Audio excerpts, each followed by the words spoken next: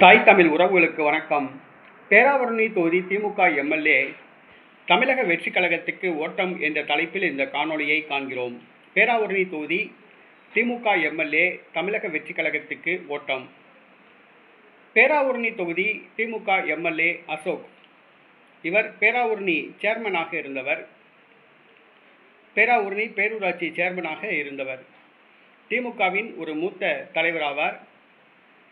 2016ஆம் ஆண்டு இவர் திமுக வேட்பாளராக போட்டியிட்டு நூலிலையில் தோல்வியை தழுவினார். 2021ஆம் ஆண்டு கோடிக்கணக்கில் செலவு செய்து வெற்றி பெற்றார். இந்த முறை மீண்டும் வாய்ப்பு வழங்கப்பட்டது. இந்த முறையும் கோடிக்கணக்கான ரூபாய் செலவு செய்து வெற்றி பெற்றுள்ளார். இவர் வருபவரையெல்லாம் வெறுங்கையாக அனுப்ப விட மாட்டார். பணங்கள் கொடுத்து அனுப்புவார், திருப்திப்படுத்திதான் அனுப்புவார். நன்கொடைகள் என்று யார் கேட்டாலும் அள்ளி கொடுக்கின்றவர். ஆனால் தற்பொழுது வெற்றி பெற வேண்டும் என்ற நோக்கத்தில் பலரிடம் கடன் வாங்கி, கோடிக்கணக்கில் கடன் வாங்கி செலவு செய்து வெற்றி பெற்றுள்ளார். தற்பொழுது கடனாளியாகிவிட்டார்.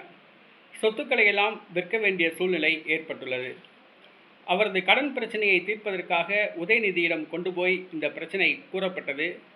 திமுக தலைமை கண்டுகொள்ளவில்லை என்று கூறப்படுகிறது. தற்பொழுது கடன் தொல்லையால் அவதிப்பட்டு வருகிறார்.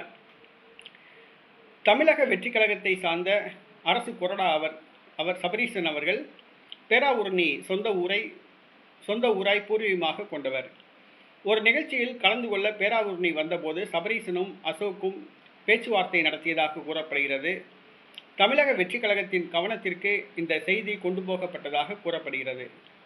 அசோக்குமார் கடனால் தத்தளிக்கிறார் என்ற செய்தி ஆதவ் அர்ஜுனா புஷி ஆனந்துக்கு தெரிவிக்கப்பட்டது.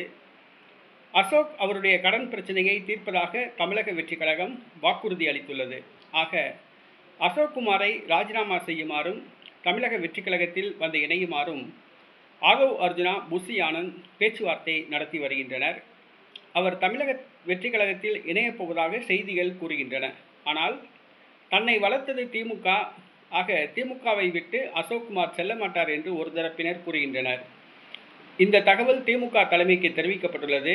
திமுக தலைமை அசோக்குமார் கடன் பிரச்சனையை தீர்த்து வைத்து அவரை கட்சியில் தக்க வைக்குமா என்பது கேள்விக்குறி.